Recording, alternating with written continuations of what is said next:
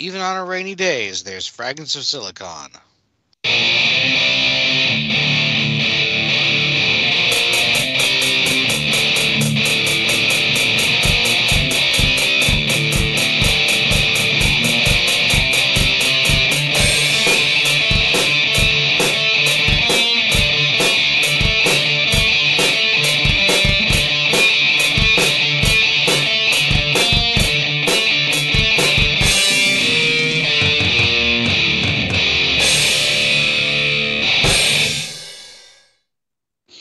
All right, welcome to another installment of the Fragments of Silicon Daylight interviews. Been a while since we've actually managed to get one of these off the ground. Just a whole spate of rearranging schedules there. It happens. But anyway, joining us today is Jake Kordus of Nibble and Byte Games. Hey guys, glad to be here. Thanks for having me on. No problem, no problem. We are glad to have you. Right, so how we like to get started with the interview is we like to get to know the people behind the games, behind the studio, and all of that business. And we begin that journey by asking this particular question. What got you interested in video games, both on a personal and a professional level? Oh man, that is going way back. Often does. Interested, yeah. Interested in playing games. I don't even really know. I think I was like 12 or 13, and no, probably closer to 10 when I got my first GameCube. Um, First game being Wave Race Blue Storm, and I hated it, but I wanted to figure out why other people liked it. So I kept playing it and then started to like it and realized there were other games. Um, Liked and it, Wave Race Blue Storm? yeah, when I was a child. Ah. Again, it's 10. If I had to play it today, I think I would have a much different experience. Um, I'm just like, I just remember the general reaction being kind of meh on that one. yeah, Kind of that's what they I've didn't, seen. kind of way they didn't make any more Wave Race games. Yep. Um, I've seen a few videos pop up talking about it and like, oh yeah, man, no, that's a terrible mechanic. Why did I enjoy that? Um, but then getting into like the professional side of things, I've just always been interested in the idea of making games. I did a YouTube channel for a while where I just reviewed indie games for a couple years and then decided, I should probably put my money where my mouth is and decided to break into trying my hand at making some video games. You poor soul. Yeah, I got duped. See, we've been doing this long enough to know that we never ever want to make a game ourselves. That clarity, it must be nice. I guess. Like, but anyway, what was the particular moment that pushed you over the edge to, get into making games? Um, well, like I said, I wanted to try it out and check it out, but I really didn't care to do anything really interesting or innovative. I tried my hand at making a couple mobile games that I will define as crappy, but they were never like my goal was never to be good. I just wanted to learn the process and see kind of what it was like, what other devs go through. And then when I wanted to actually start being like professional about it, this is going to kind of sound weird, but the release of Halo Infinite is when I kind of threw my pencil down like, all right, somebody's got to do something about this. Uh, and so I thought, well, I can't just go over there and fix it, right? I I need experience, and so I decided to start making my own games. And my goal has shifted far from that, but that was the mindset I was in, of like somebody's got to do something about the industry as it is right now, and I can't fix it just sitting on the sidelines. I can't fix it, but I can at least participate, chase a dream, and see if I can at least be better and try and improve things. Hmm. Gotta say, I didn't see Halo Infinite being the creative spark. Right. You know, I would have guessed something like, Defense Grid, or just one of the other innumerable tower defense games that came out like 15 years ago. Oh yeah, Halo Infinite was not the inspiration for this game by any means. That actually goes back to Star Wars Empire at War. Hmm. There we go. That's more what I was expecting. Yeah, it actually, when I started looking at what game I could make, I really like RTS games. And as I was starting out, I was like, yeah, but I'm not smart enough to make a real-time strategy. What can I do that's strategy, but like not as programmatically challenging as a real-time strategy? So that's where we kind of get this hybrid of where the game exists right now. Hmm. I can follow the logic. I mean, a tower defense game is basically a cut down version of an RTS. I mean, that's kind of how it all started and evolved until it became its own thing. Like, um, but before we delve further into the Fall of Aether Station, is this your first game? Because I see a couple of other games listed on your website. This is the first game with the intention of it being good. Okay, so Omni Tower Arena and Saturn Heavy Industries, were they previous projects? Those exist kind of like as concepts. I had started talking, like circulating the idea of follow-up games. Um, One of the things that I've realized in my development experience is I have ADD, and so I always need things to be like challenging and quickly rewarding. So what that means for me is I kind of bounce between projects until I get to a point where like, all right, I got to run with this.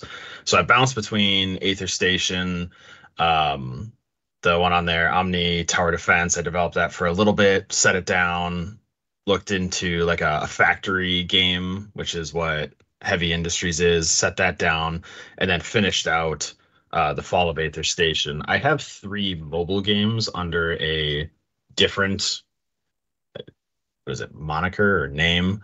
Um, that those are the ones that I never intended those to be good. They were just intended to be, how does this process work? How do I learn the engine? What does this feel like? Kind of thing. Mm-hmm. Those I don't think are listed on my website though. No, they're not. At least not as far as I can tell. But that makes sense if they're under a different name. At any rate, how long ago did you start up the development of Aether Station? The very first concept I made was probably about 2.5 years ago when I wrote like the first couple lines of code. So I've been on and off for about 2.5 years on it.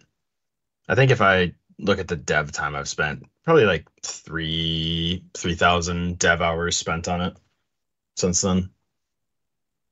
Hmm. Like, that's pretty standard in terms of. I'm assuming you're a solo dev.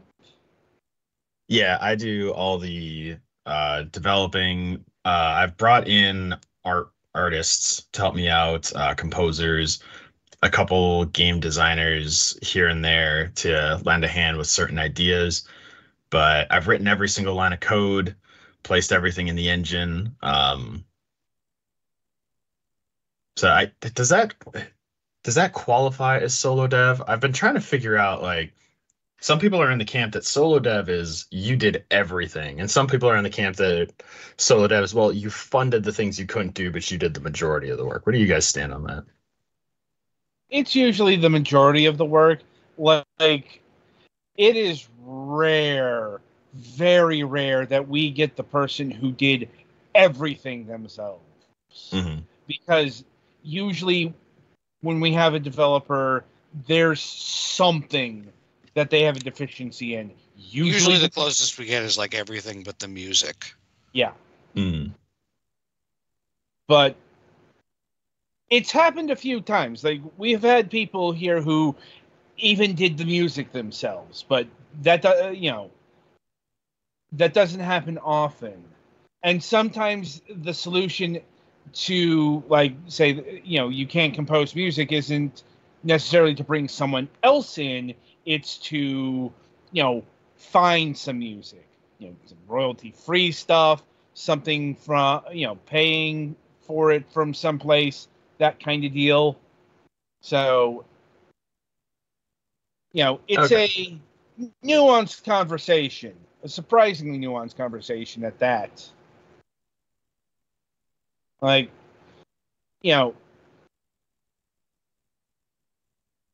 especially since you're not you teamed up with some contractors. I'm getting the sense here. Yep. You don't have any permanent development partners. That's correct. That seems to be the dividing line. It's when you're working full time with somebody, and they're like either part of the business, or they're around for the entire project. That seems to matter a lot as well. Like, so once again, it can be a bit of a flexible definition, but I think you fit the criteria overall of a solo dev. Well, then I'll take it. Yeah. Once again, there aren't too many pixels in the world. Yeah. Anyway, so I'm assuming this game is built in Unity? Actually, no, it's using Game Maker Studio. Oh, really? Yep. Like, Game Maker comes up occasionally, but perhaps not as much as it should. Like, I really enjoy it for 2D development. Maybe it's just me, but I feel like, especially in the prototyping phase, it's super fast and intuitive to work with. I tried Unity. Maybe I'm too smooth-brained to figure it out, but I had a lot of problems. But that was also around the time they were rolling out like their updated control scheme, and right. Brackeys had just stopped making videos. I'm like, yeah, Unity has run into problems. I'm like, and there's actually been a bit of an update there. They have rolled back the service fees. I did see that. Yeah, well, here's the shoe on the other foot. What they're going to do is they're going to jack up the prices for the old model. You think they're going to raise the seat price? I think some other stuff as well, like especially at the top line. I think if you're making like, I want to say 2 million or more, like it was some, it was the kind of number that only the top 1% earn. But It's like 25% of your overall revenue or something like that. Oh, that's a high percentage. I mean, that's a high bar to hit. Like you said, most people won't be impacted by that. That's the idea I got. It's, and it's not even like this is a thing to increase the profits of Unity or anything like that, because Unity is not doing well. Hasn't been doing well for a long time. In fact, they have been losing money hand over fist. So that's kind of why they need to make money in order to continue to exist. But that may be veering off topic here. Yeah. Yeah. Anyway, so how long did it take you to learn Game Maker? So picking it up and doing like the basic stuff it didn't take too long, maybe a couple months of non-serious development. There's a lot of stuff in the engine I don't know, mainly because I haven't really needed to use a lot of it. But to get like to a competent intermediate point, I'd say probably 6 to 9 months. Somewhere in there is where I felt like, yeah, all right, I understand the engine. I know how to get around. I know how to navigate like the user manual and do what I want to do.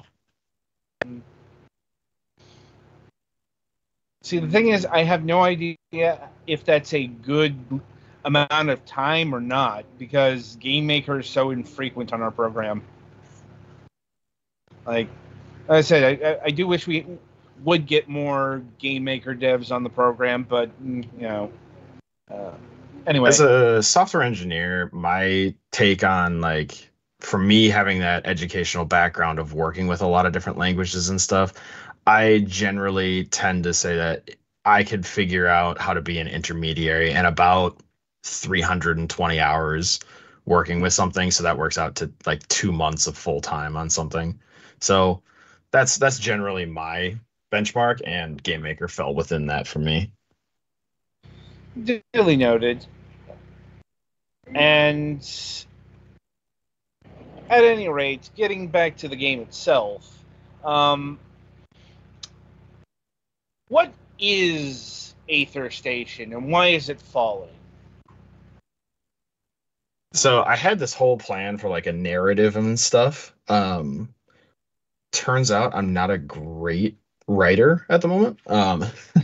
So the thought that I had is that there is this event that occurred and triggered the enemies, which are, as lore comes out in the game and will be added over time, we'll see that the enemies that we're fighting are this autonomous, um, it's an automata basically, and they are coming after human stations for a reason.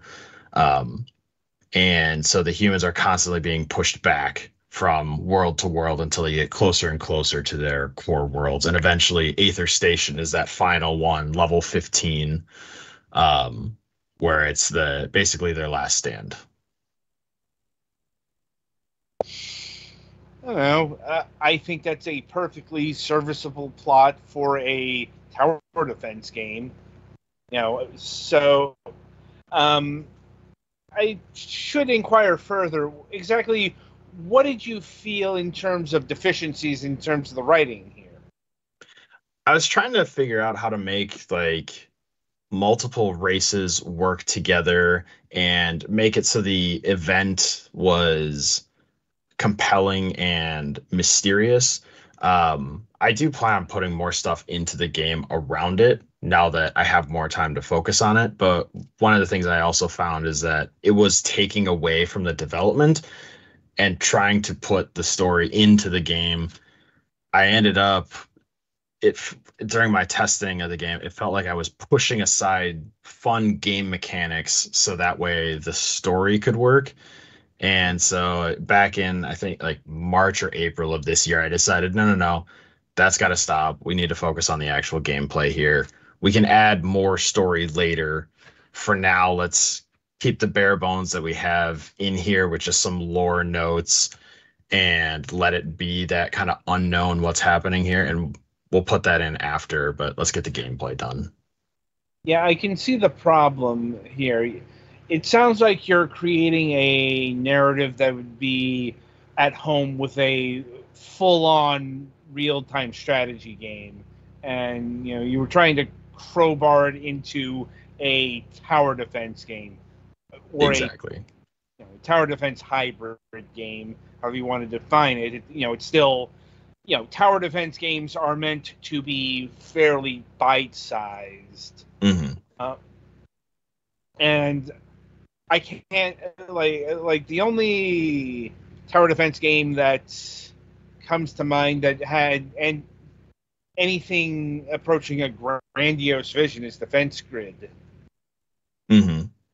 Maybe some of the Square Enix tower defense games, but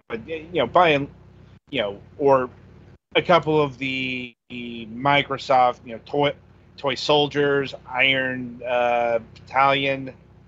But by and large, this is a very simple genre with very simple story. Yeah, for sure. Like, Yeah, I completely agree with that. Like when the tower defense is like, even as I played as a kid, that I can't even really remember the names. It's mm, always, well, the story was really more, it's just a setting. Like even like Kingdom Rush, those games, I don't remember the story if there even was one. I know there's a setting. Um, and right. so that's kind of one of that is kind of more the direction I was going when I scoped down the narrative side is, well, let's just define the setting. Let's just leave a lot of the what about this, what about that kind of questions on the player. And if people start asking, then we flesh it out further and maybe let player curiosity drive how much we reveal in the game. I have it in my head. And so as a developer, it's fun for me. And maybe that's all it really needed to be there. I'm like, well, I suppose that begs the question: have the players been curious about the narrative? Some people have mainly asked the question you just asked, like, okay, yeah, it's falling, but why? That's really where it ends right now. And so that leads me to believe that scoping down on the story was the right call. Yeah, I agree with that assessment. Um, and it's a good thing you realize that at a point where you could do that. There are um, some developers who are either locked in or do it much later down the road. Like Hmm. some names come to mind recently. Like, anyway, um, so was it hard to implement this hybrid approach? Because uh, I don't want to say this is like the first. This is like the world's first RTS tower defense hybrid, but it's definitely something you don't see every day. So implementing it, man, that how much detail do you want me to go in here? This was a trip. It was a We got, journey on how we got here. we got a bit of time, so you can Okay. be verbose. All right. So when I first made the game back and I started on it, um, it was going to be a really open-ended, like each of the individual turrets had their own rotation speed, their own firing angles. Each one on the ship would be individually controlled by a targeting logic kind of thing. Um, that was a little challenging. And then I played it and decided that's not fun. This is clunky. I don't enjoy this. So the challenge was how do I pare this down and still maintain the vision? The next thing was I made all the paths were static. I predefined them. They never changed. They were always where they were. And when I sat back from developing after a couple months and started playing it, I realized it's just a tower defense. That's all it is.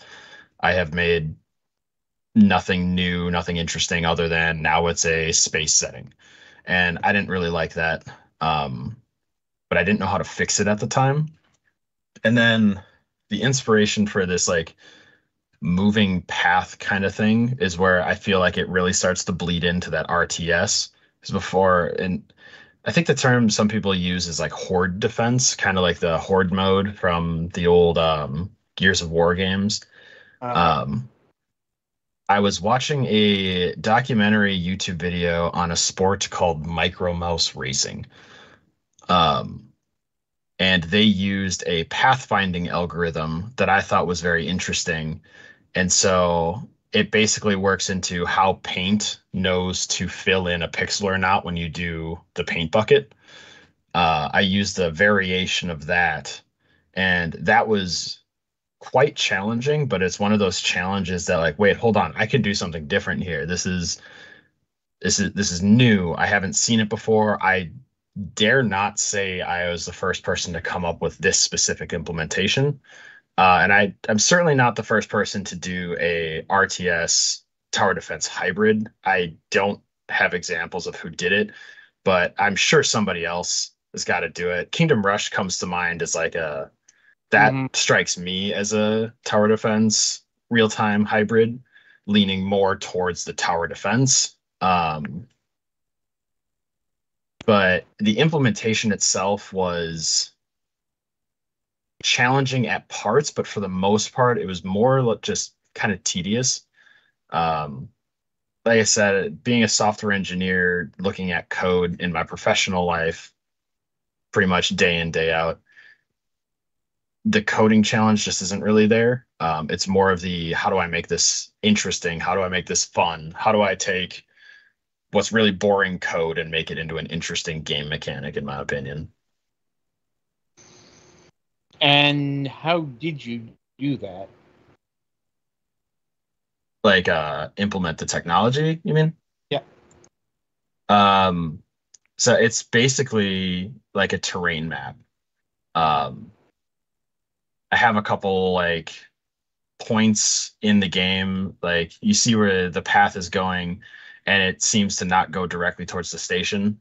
I originally had it just pathfinding from wherever the ship came in, going to the station, and realized that's a really short path for the early levels. Like that is not enough time for somebody to figure it out. So then I had to go in and add mandatory points for it to go through. And that's why like the path always kind of seems to go through the same regions, but fluctuates around there. Um, what the pathfinding method it's using is called flood fill. Hmm. But I've modified it to be a uh, I call it a resistance based flood fill. So when a ship dies, it adds resistance to this pathfinding grid, which will cause the path to look for just even if it's just an ever so slightly shorter path, it'll try and go around it, similar to like 3D pathfinding algorithms, but not quite that. Hmm. Like, it sounds like another extension of prototyping, um, at least from my vantage point. Mhm. Uh, but along those lines, I want to bring this all up because we were talking both in the pre-show and yesterday about the rebalancing efforts that you've been doing recently, Mhm. in response to the both player feedback and the critic feedback, of which our show is part of that, because I think we noted a lot of the same issues that others did. Um, so I suppose now is a good time as any to go into what have you been doing to alleviate the drag factor, as it were. Yeah, so what I call those like friction points or friction experiences.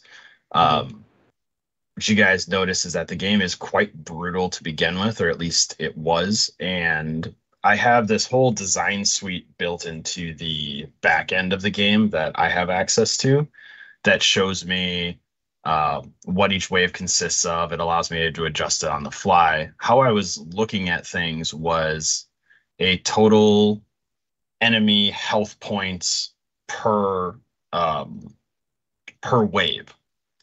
And what I modified my systems to do after the feedback that I got is look at it instead of that, look at it more of like how much health and damage is entering the map per second for the waves, because that told a little bit better of a story of what was going on. And what I saw is that throughout the mission, there were these massive spikes of HP per second that the player just, unless they were really good, they wouldn't be able to overcome it. And so what I saw is I was expecting mastery from early players in early levels that I really shouldn't have been expecting quite yet. The other thing I noticed is that initially, when the game came out, you got energy per second at a steady rate, but you also got energy from destroying enemy ships. what I found is that players just had way too much energy, and the loss of a single ship had no real consequence. It didn't have any, like, there wasn't risk for the player to lose a ship because they would be able to afford it pretty quickly afterwards. So, yeah, I'm asking players to be real time moving their fleet around. But at that point, there wasn't really any concern with forgetting about a ship because you could pay for it so fast. So I got rid of that. I reduced the difficulty way down, started looking at the flow a little bit more. Because, like I was saying, I thought I knew what the flow felt like, but when I changed those charts in the back end, I realized, no, I have no idea what the flow of my game is. I need to fix this. And then by making the loss of a ship actually matter and saving up for a ship be something that is a strategic decision, it feels a lot more like even at wave 6, that decision to do I spawn another gunboat or do I try and save up for a destroyer now feels like it matters more. Feels like the loss of a ship actually is a significant asset lost, and you need to weigh that decision about, do I start saving for a bigger vessel because I know I'm going to need it, or do I need to hold off a little longer? And I feel like that made things a lot more interesting. There are things that we're trying to add coming up here. We're trying to get ready for the holiday sale season here in the United States by adding in things like an endless mode after you get past the last wave and adding in like dynamic hazards to later levels. One of the things that we're adding is an enemy station that is there from the start of the level that you can go after early, which is really risky, or you can let it sit there for a while and it'll basically control a zone of the map, and you can get it later when it's safer, but it's going to be a little annoying to just leave it there.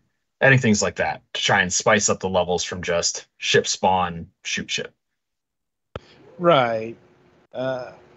And how has the audience been taking these tweaks and changes? Has it been positive?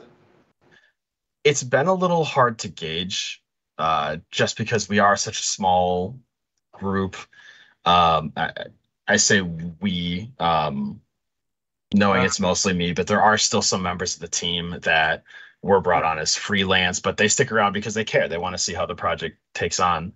But getting people to provide feedback to changes like that has been a little difficult. But the metric that I'm kind of using in the back end is that the rate of refunds on the Steam store has dropped dramatically since this update is rolled out. We went from 16% total returns. Now we're down sitting at 11%. So since that update went out, a lot less people have been returning the game. That's really the only metric I have to tell me, yes, that was an improvement. I mean, it's a good metric, if nothing else. I'd say that's as definitive as proof as you're going to get that your changes are working. Like, Mm-hmm. you know, especially did you ever announce that the rebalancing was going on? Like, are people even aware of that? We've done the announcement on the Steam page, and I've done a couple social media posts around it. Marketing is my severe shortcoming. So I have a friend that's helping me out with some of that stuff when they can. So we're trying to get the word out there. Again, being such a niche game, getting things to go like to more than just the people that are actively looking for it is a little tough. But the information's on the Steam page. There was an announcement made. Otherwise, there's a good deal of people that probably aren't aware. To your point. Mm-hmm. I mean,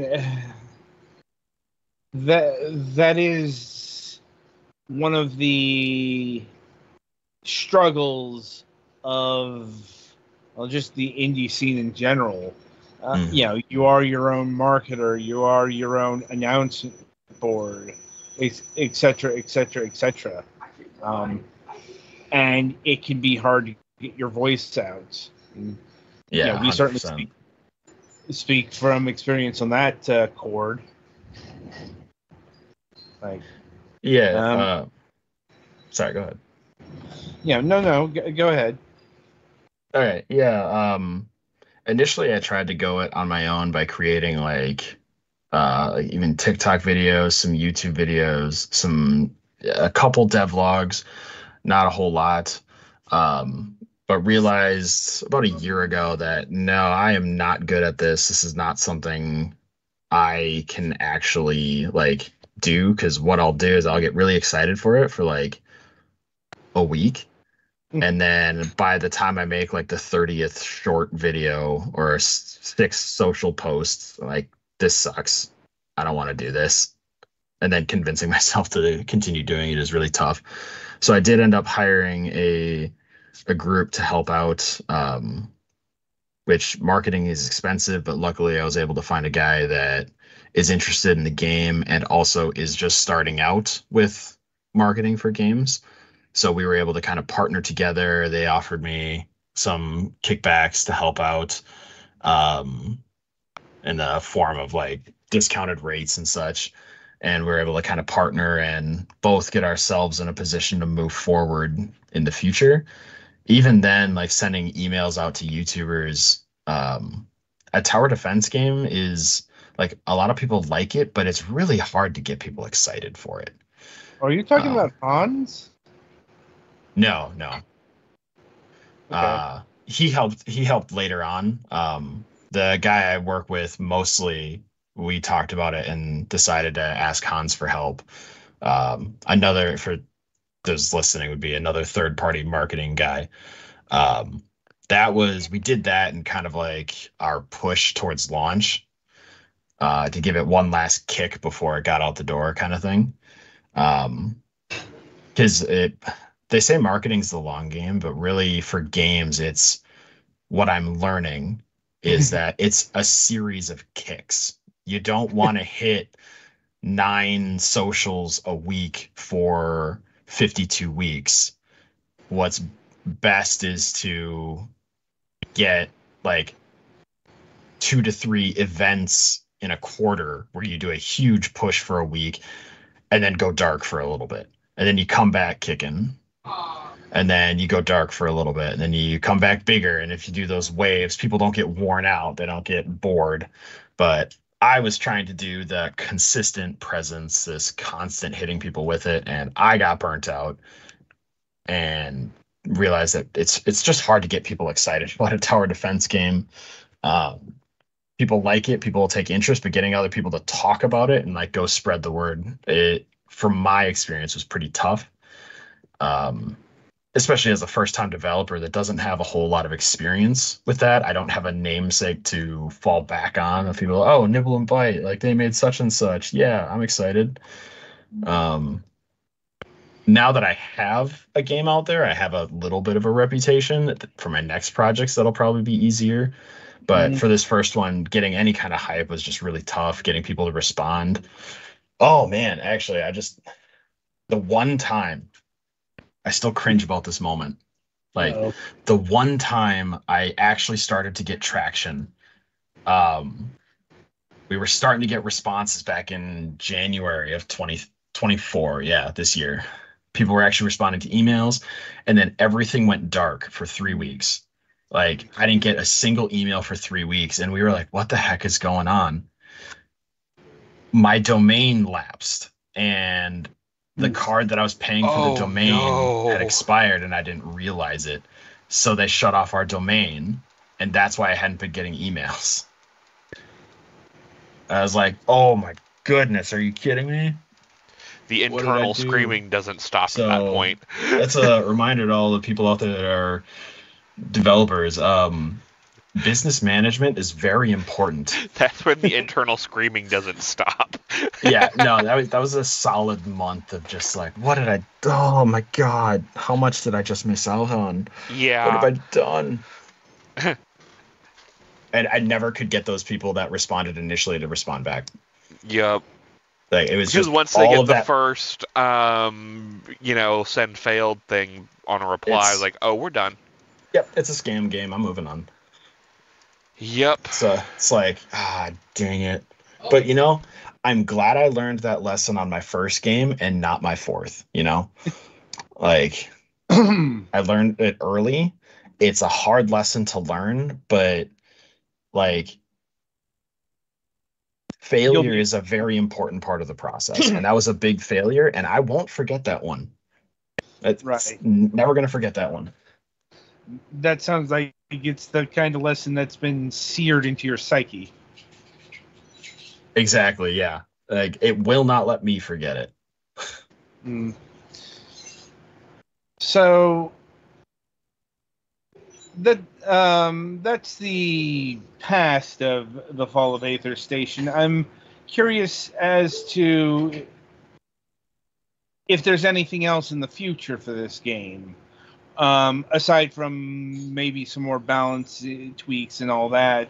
Like, do you plan on adding any more content to the game, or probably more pertinent, have you looked into porting it to other platforms? So yeah, as far as like content goes, like I was saying a little bit, we're going to be adding an endless mode, kind of like how like games like Bloons Tower Defense has, where you beat the main like objectived levels, but after that, it's just going to go until you lose. That was part of my way of putting together, like adding more of that narrative bit is, well, it's called the Fall of Aether Station, but there's a way for you to beat the level without the station falling. So thematically, that doesn't make a whole lot of sense. I should probably add a place in there that, yeah, you'll lose eventually, but you can get further and go as far as you want. I plan on shaking up the level design of like the mid and later levels with some more chaotic elements.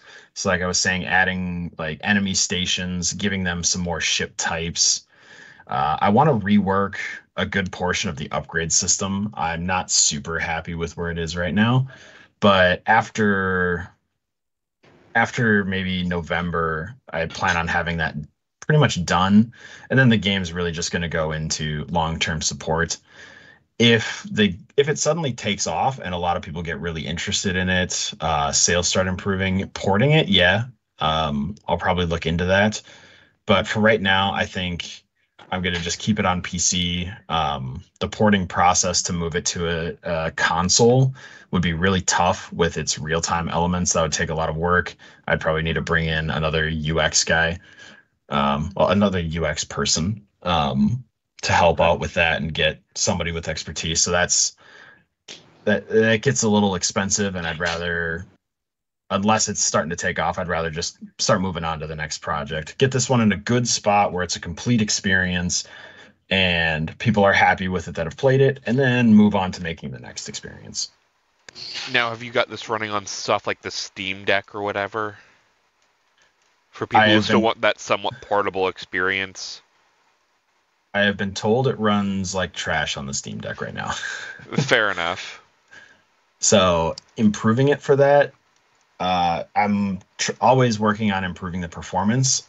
I think with how the mouse is integrated right now, getting it to work nicely with any kind of gamepad is just going to be rough. I mean, at least with the Steam Deck, there is touch controls, which would be a little better, but like I could see for some of the Steam Deck competitors that don't have touch screens could be difficult.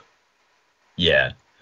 And Game Maker Studio has some really nice functions built in for touchscreens. So I could add touchscreen support. That would be a lot easier. But like you said, if I'm going to do it for the Steam Deck, I'd want to make sure that it, like, all of these Steam Deck-like devices would run nicely. Yeah. And after I put that effort in, I'd be at the point of, well, I've already figured out a gamepad. Why don't I try Xbox? Why not try the Switch? And I was about to say, once you have it set up for like the touchscreen Steam Decks, why is it not on Switch? Yeah, exactly. You know, it becomes a whole spiraling feature creep rabbit hole. Yeah, and you don't want to let somebody with ADD like myself get near feature creep. You don't want that.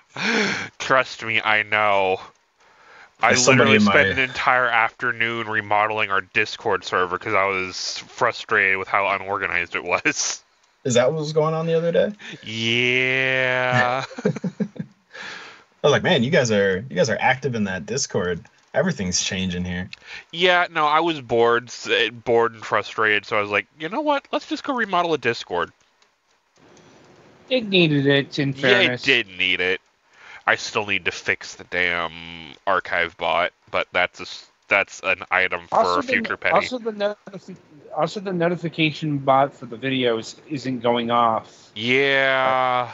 You know, I posted the latest round of reviews, and I saw no notifications. So. Yeah, something's broken there. That's for future me to sort out. I have an air conditioner to fix this afternoon. Right. Anyway, so I suppose my final question at this stage is, what is your next project, if you've got that locked down, or if you're still bouncing from thing to thing? I'm kind of bouncing around a couple projects. I think what I want to do is focus on a compact experience that I can get out maybe next summer, maybe even Q4 next year. Focusing on a 2D platformer of sorts. I know, wow, this guy just literally said he's going to make vanilla ice cream. I mean, it's not as vanilla it is now. The now vanilla is roguelike.